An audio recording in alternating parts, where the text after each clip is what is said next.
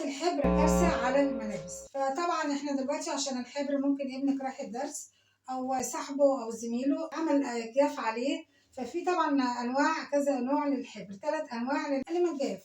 فهنشوف مع بعض ايه ال3 طرق دول بيطلعوا ازاي من الملابس. فاهم حاجه بس يعني ان انتوا الحاجه اللي جه عليها جاف ما تنشفهاش وما تعملهاش بميه سخنه، يعني لا تعمليها في قلب ميه سخنه وتدعكيها ولا تنشفيها، لان الحاجات دي اما بتعمليها بتثبت الحبر على القماش. فاحنا دلوقتي هنشوف اول طريقه ازاي تشيلي الجاف من على الملابس. بس قبل ما نبتدي ما تنسوش الاشتراك واللايك، واهم حاجه تصلوا على النبي. اول نوع معانا اللي هو قلمة الجاف العادي اللي هم بيستخدموها، يعني بيكتبوا بيها في درس في مدرسه في اي حته.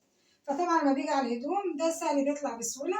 فاحنا هنوريكم يطلع بايه بقى. هنجيب اول حاجه بنجيب كحول ابيض اللي هو بتاع الجروح، بيتباع في الصيدليه، فهو سهل يعني ما فيهوش حاجه. فبتجيبيه، او لو مثلا مش عارفه تجيبيه او ما عندكيش كحول ابيض بتجيبي الاسيتون ده برده ممكن يشيل. وتجيبي كمان قطن طبي، قطن طبي ابيض زي ما انتم شايفينه كده، هنعمله برده مع السبرتو عشان بستعمله على طول فتحان. وبعد كده هنجيب بقى بوله زي دي وهنحط فيها القماشه، وهوريكم القماشه بقى لما يجي عليها قلم الجاف بتعمل ايه وهتشال ازاي. دلوقتي بقى حبايبي اول حاجه طبعا انا جبت لكم حته قماشه كده يعني زي ما انتم شايفينها، وهجيب لكم القلم لو حد بقى عمل جاف على القماش نفسه ايه اللي هيحصل. انا عندي حته صغيره فانا هعمل على قدها، لكن انت لو عندك مثلا قميص كبير او حاجه كبيره فهتحطي بقى ايه، يعني لما تيجي تزيلي الجاف منه هتحطي حاجه تحت فاصل عشان خاطر الجاف ده لو طلع ما ينزلش على بقيه القميص يبوظه. فبتحطي فاصل ان الحته بس الصغيره تمسكيها كده بايدك وفي فاصل تحتيها عشان ما ينزلش على بيت القميص، فاللون ينزل الحبر على بيت القميص يبوظ الدنيا. دلوقتي مثلا هنعمل حته جاف هنا كده لو زي ما انتم شايفينه كده اهو. بصوا عامل ازاي زي ما انتم شايفينه كده. ده قلم جاف عادي اللي هو ابنك او بنتك بتستعمله في المدارس والدروس وكده. هنجيب بقى حته قطنه اللي هي دي شايفينها، طبي من الصيدليه، وكحول ابيض برده من الصيدليه وكده، يعني حاجات يعني بسيطه مش صعبه قوي. الكحول الابيض وترش عليها كده كده، تغرقيها بقى ايه كحول ابيض عشان تجيب نتيجه معاكي. هنعمل بقى ايه زي ما انتم شايفينها كده، هنعمل طبطبه من بره لجوه، يعني كده كده كده زي ما يكون جرح كده بتعملي بالراحه اهو. شايفين طالع ازاي، وهنا بصوا عامل ازاي اهو، بيطلع واحده واحده. بعد كده بتمسكي قطنه تانيه مليانه سبرتو وبيضه، حته بيضه تانيه وبرده طبطبه كده زي الجرح من بره لجوه من بره لجوه، فبتلاقيها طلعت ايه معاكي كده. طبعا زي ما احنا بنعمل كده بنطبطب من بره لجوه من بره لجوه، يعني تاخديها كده وتطبطبي كده زي ما يكون جرح كده بالراحه عشان ما تسرحش منك وتروح في بقيه القميص او اي ملابس. اهي بصي راحت خالص، بصي هنا ازاي اهي. فدي بالنسبه للي هو القلم الجاف العادي كده. ايه بتاخديها بتقومي شطفاها وغسلها كويس كده، تصريها تاخديها بقى في الغساله تحطيها. احنا كده طلعنا اللون منها، لان لو حطيتيها غسلتيها في الغساله ممكن تبوظ لك حاجه تاني. لكن بعد ما بتطلعي اللون كده زي ما انت شايفاه فبتطلعي اللون منها، بعد كده تغسليها عادي في الغساله وبتنشف ومبتبقاش فيها اي حاجه ومفيهاش اي اثر. تاني نوع بقى من اللي هو انواع الحبر السائل او القلمه الماركر اللي هي القلمه اللي بيكتبوا عليها بالسبوره. النوع ده بيبقى صعب شويه انه يطلع، فهنوريكم هيطلع ازاي. طبعا هنجيب له اذا كان هو على الملابس فهنجيب له لبن وخل. فاللبن اهو زي ما انتم شايفينه اهو، لبن عادي من اللي احنا لبن بنشربه عادي اهو. ده بيساعد ان هو يطلع اللبن ده يكون ساقع.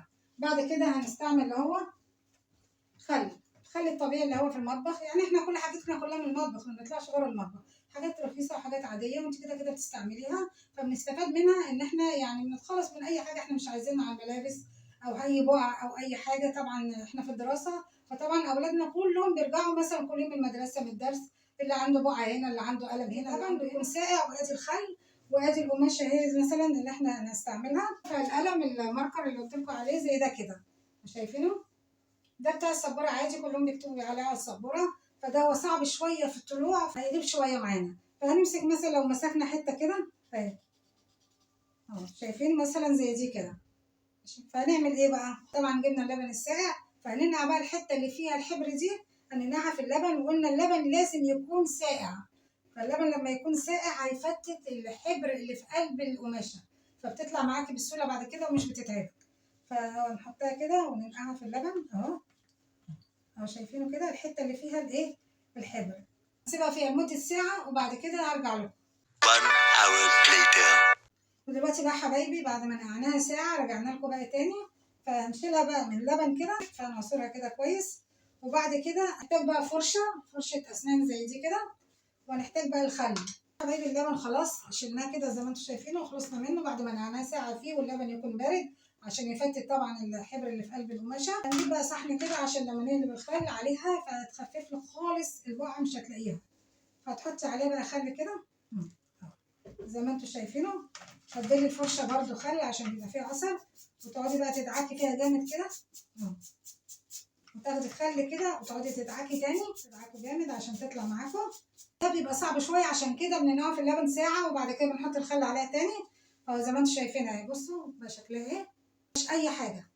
اللي هو النوع التاني من الحبر اللي هو القلم الماركر اصعب شويه من الاولاني كان قلم جاف عادي وبتطلع بسهوله يعني. لحد هنا حبايبي ما تنسوش بقى اللايك والاشتراك وتصلوا على النبي. تالت نوع من هو انواع الحبر اللي احنا عملناهم، اتعملنا اتنين مع بعض. مثلا انت شايله تيشيرت او شايله قميص بتاع مدرسه او اي حاجه، وجاء عليه قلم وانت مش واخده بالك وشلتيه خالص، وجيتي بعد كده بتطلعيه انت في حبر، فغصب عنك انت هتيجي تطلعيه مش هتعرفي.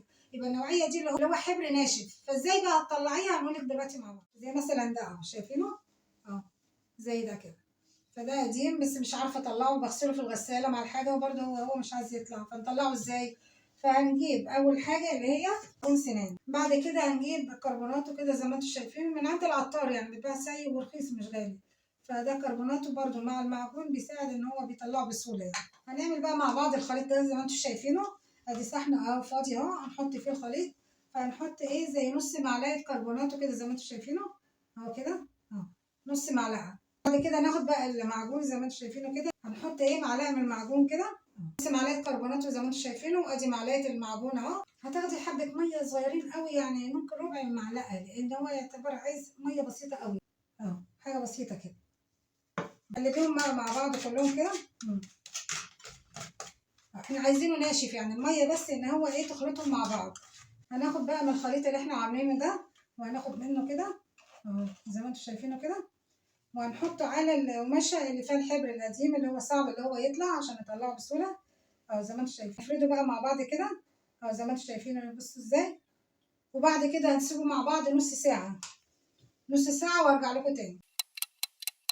طيب كده بعد نص ساعة وهنشوف بقى القماشة او الملابس حصل لها ايه. اهو بصوا زي ما انتم شايفينها كده اهي، شربت المعجون والكربونات. هنجيب بقى الفرشة وهندعك بيها جامد كده لحد ما تطلع معاكي. هي هتلاقيها سهله خلاص، هي الصعوبه كلها ان احنا بنبوشها فيهم نص ساعه بنحطهم، بعد كده بتلاقيها سهله معاكي. قعدنا ندعك فيها الكربونات ومع المعجون طلعها خالص. تقعدي بصي تقعدي تعملي فيها لحد ما تلاقيها ما فيهاش حاجه. هي بصي شايفينها ازاي اهي، راحت خالص. فيها تغسليها، فتغسليها كده. لو لقيتي فيها اي اثر اي حاجه ادعكيها تاني بالفرشه في قلب الميه كده. كل ما بتدعكي هي بتطلع معاكي لو فيها اي اثر لحد ما تروح معاكي خالص. طبعا الحاجات اللي احنا عملناها ما بتسيبيها نص ساعه وكده بتفتت الحبر، فما بتخليش فيها اي حاجه خالص. اهي بصوا شايفينها ازاي اهي. الحاجات دي جميله قوي قوي، فبتساعد على اي بقعه اي حاجه بتطلع معاكي خالص. هو حاجات طبعا مش غاليه، حاجات موجوده في المطبخ وفي بيتك. ما بتتعبيش فيها انك انت تنزلي تلفي على حاجات موجوده يعني سهله بسيطه كده. بقى يا حبايبي احنا خلاص وريت لكم 3 طرق حبر، طبعا 3 انواع. واللي هو السهل الاولاني، واللي هو التاني صعب شويه قلم السبوره ماركر، واللي هو مثلا التالت اللي هو لو مركون عندك الجاف. وكله طلع الحمد لله. فدي 3 طرق سهله وبسيطه وما فيهاش اي حاجه. فلو عندك برضو اي سؤال اكتبي لي في التعليقات وانا هرد عليكي. واتمنى كده ان الفيديو يكون عجبكم باذن الله.